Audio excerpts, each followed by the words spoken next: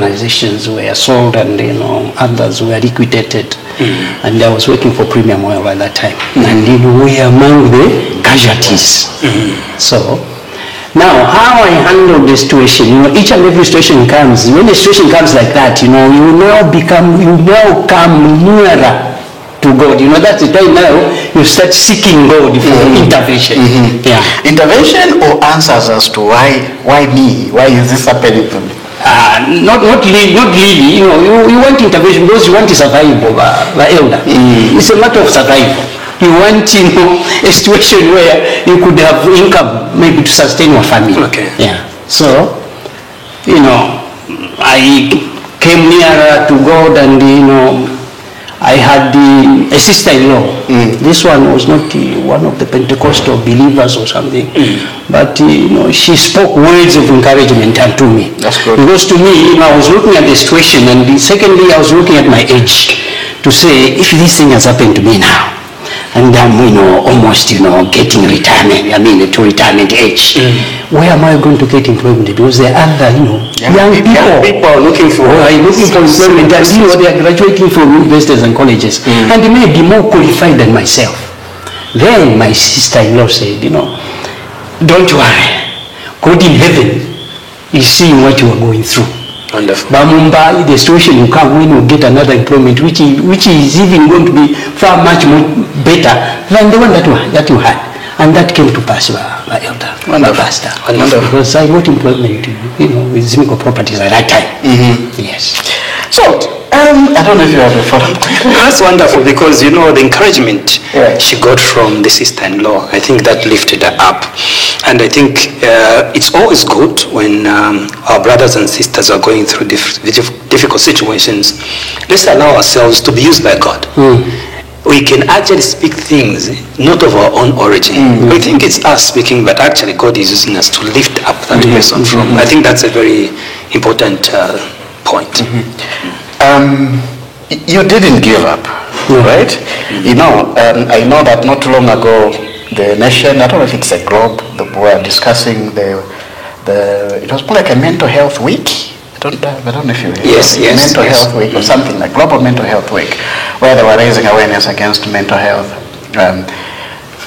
One of the things that causes issues to do with mental health have to do with the trials and temptations, challenges we face on the daily basis. Failing to accept the situation, failing to move on, failing to understand that what I'm going through is a passing phase. It's like what Psalms 23 talks about. Even though I walk in the valleys of the shadows of death, I'll fear no evil. I'll fear no trials. I'll fear no temptations. I'll fear no challenges. Until that end, when God is going to serve a buffet of food in front of my enemies. Now, Dr. Sangala, this which you have just mentioned, it's one of the serious post-COVID effects. Where especially last year, when people lost loved ones, the situation just affected families. The effect that comes after that is something that really needs to be given special attention. Not just medication somebody has been discharged, or even the families who have directly undergone such things. They actually need encouragement to address those mental issues that they go through. Maybe our parent here can just tell us a bit more about how long did it take from the time you lost employment to the time you got it? Almost 2 years, because I lost employment. I think that yes. So what kept me, I was clinging. I think I made a statement to say this is the time that now want to seek the face of God for intervention. And definitely it came through for us. It was, I was given, the company was liquidated, and the liquidators at that time were the auditors. We are calling them what? Okay. If I remember, I'll tell you the name. They were the liquidators of the company. So they wanted a debt collector.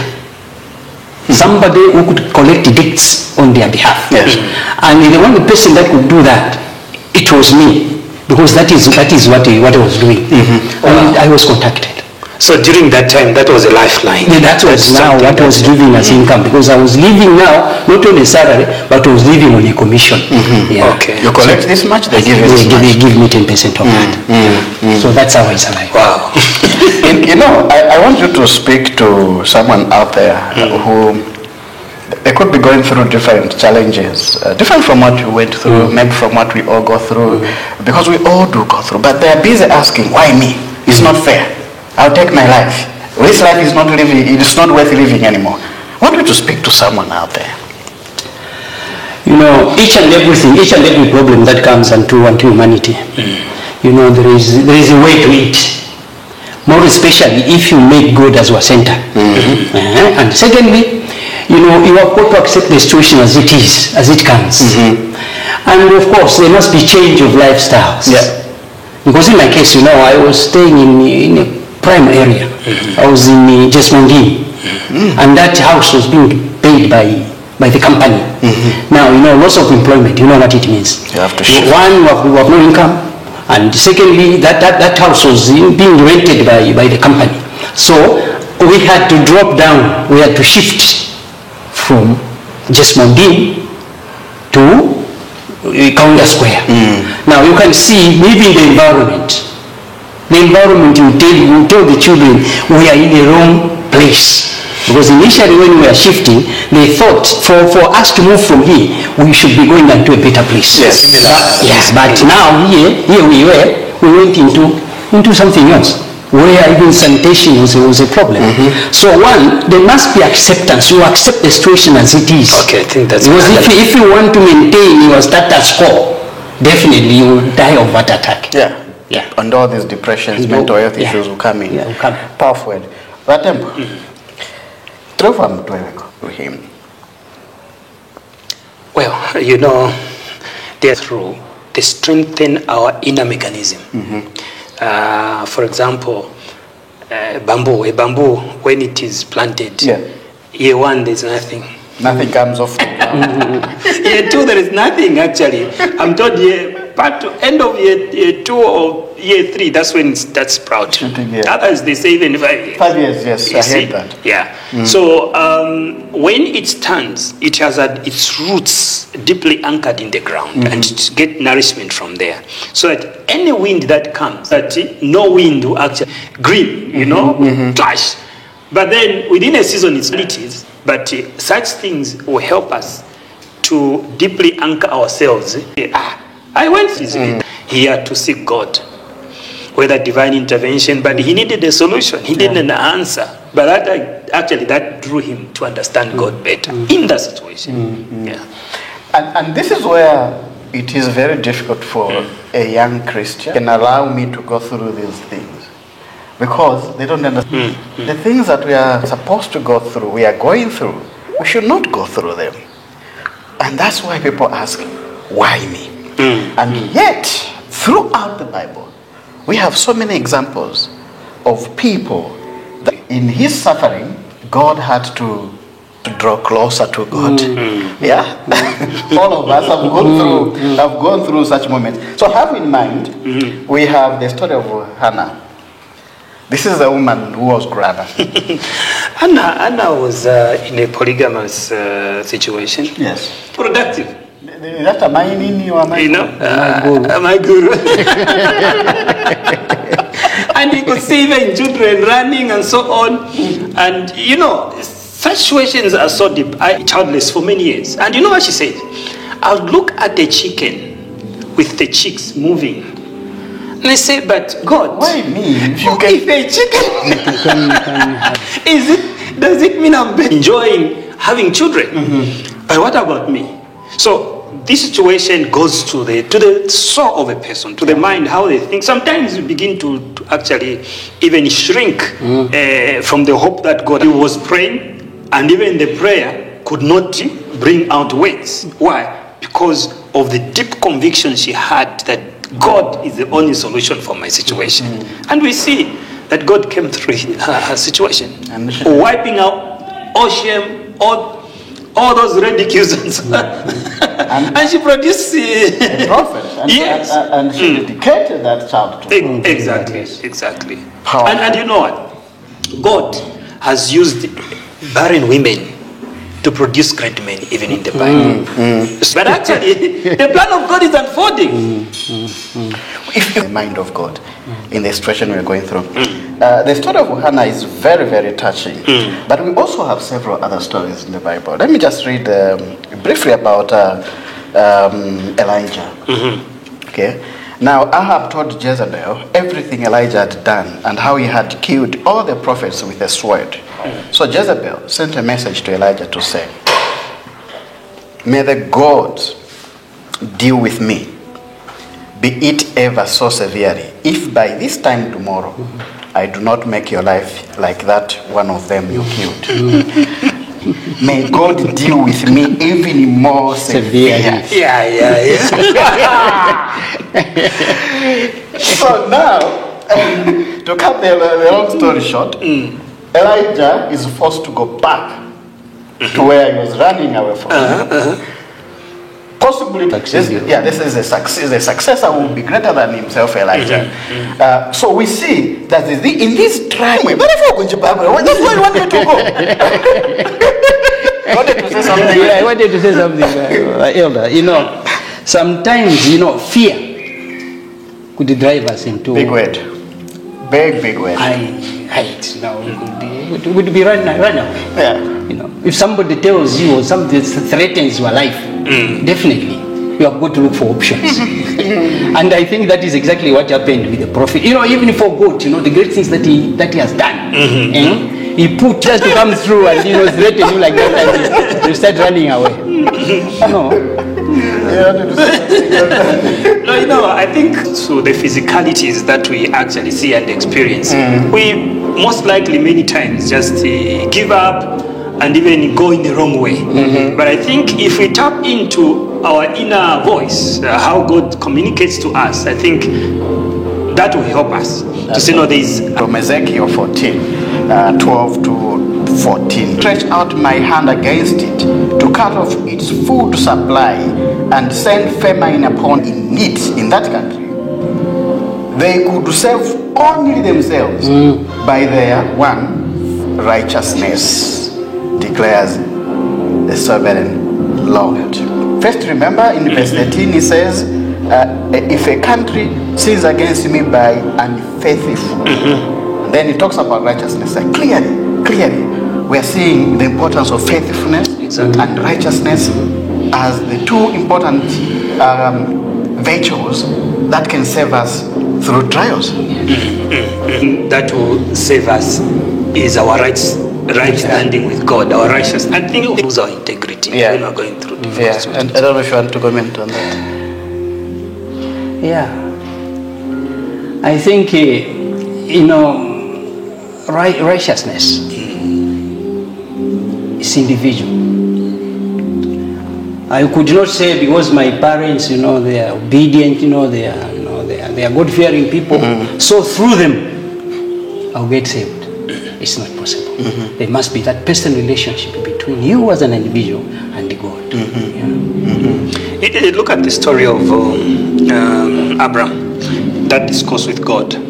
There was righteousness mentioned. If I find this number of, so it talks about the preservation that we can experience as a result of faithfulness.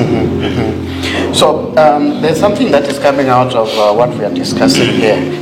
For you to stick faithfully to the path of God when you're going through trials, challenges and temptations, you have to know God. Yeah? Yes. You have to know God. You have to know God well. To understand that when he says I'll be there with you, whatever you pass through, he will be there. Not that when you just make 3 steps you start asking, but he said you'll be there, but he's still painful. You see what Job's wife, the way you can tell by what Job's wife said to him, just curse God and die. She didn't know God. No, she didn't know God. That's a sign that you don't know God. Because if you knew, you would understand that this person, this one we're calling God, he made the children of Israel pass through the desert, provided shade during the day, provided fire, heat during the night, provided food, and they didn't plant. They even crossed the Red Sea, Jordan. Yes, without the bridge. You know, if you know all those things, there's no way you're going to start saying, curse God. No, you know, God is not concerned about this physical body. If he wants to kill me, let him kill me. But for him, he says it's not a loss. Yeah. It's not a loss. In fact, it's not death. It's just, this is just clay. You know? I think such convictions should drive us in whatever we are doing. Absolutely. I also see people who, and I'm going to say this is very radical, but you need to have spiritual eyes to hear this. You are in a sick bed. The doctor have told you, you will die because of the condition you have here. You have no treatment. You are praying and you're not getting healed. You start cursing God. No. It's not so. You need to be above that level. You need to understand that what is going to die is this. A biggest miracle is about to happen here. I'm about to face my pain. I'm about to start enjoying lifetime. What do you call it? Forever living with God. Okay, maybe on another day we can talk more about that. Your concluding remarks. My concluding remarks, you know, each and every situation that we pass through, you know, it's like flipping a page in a book. You know, it will pass it on. We'll be on the next page. So everything is temporal. There is nothing permanent. Absolutely, very important word. There's nothing permanent. Even what we go through is not permanent. I met with that. Thank you. There's a fourth person in the furnace. Whatever fire that we are passing through, there's one who is the Son of God. Shadrach, Meshach, Abednego. Exactly. The fourth. And Nebuchadnezzar. He saw a fourth person there. No, I threw in three people there. How come the fourth now one? four. That's a person that God always, that's evidence that God is always with you when you're going through problems. Thank you. And last words? I think that's fine. That wraps up. Okay, so next week we'll be back with another interesting topic. I want you to remain booked. Okay, clear your calendar. 9 hours next week on Sunday. We'll be back on Breakfast with My Brothers. And of course, we always love to see you joining us live on Facebook and on TV. See you. Bye. Bye. What a pleasure. Thank you.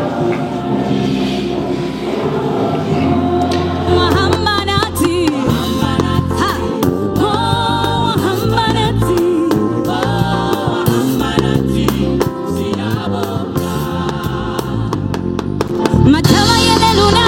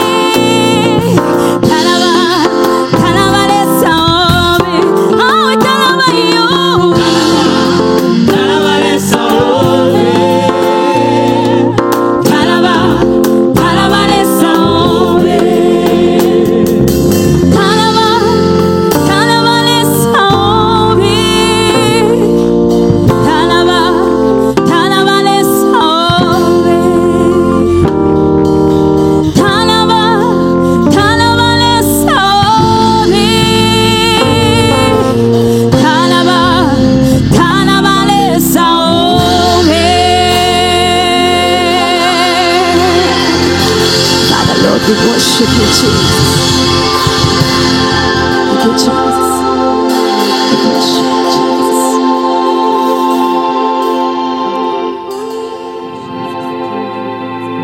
Thank you, Jesus. Thank you, Holy Spirit. Thank you, Jesus, for what you're doing in our lives.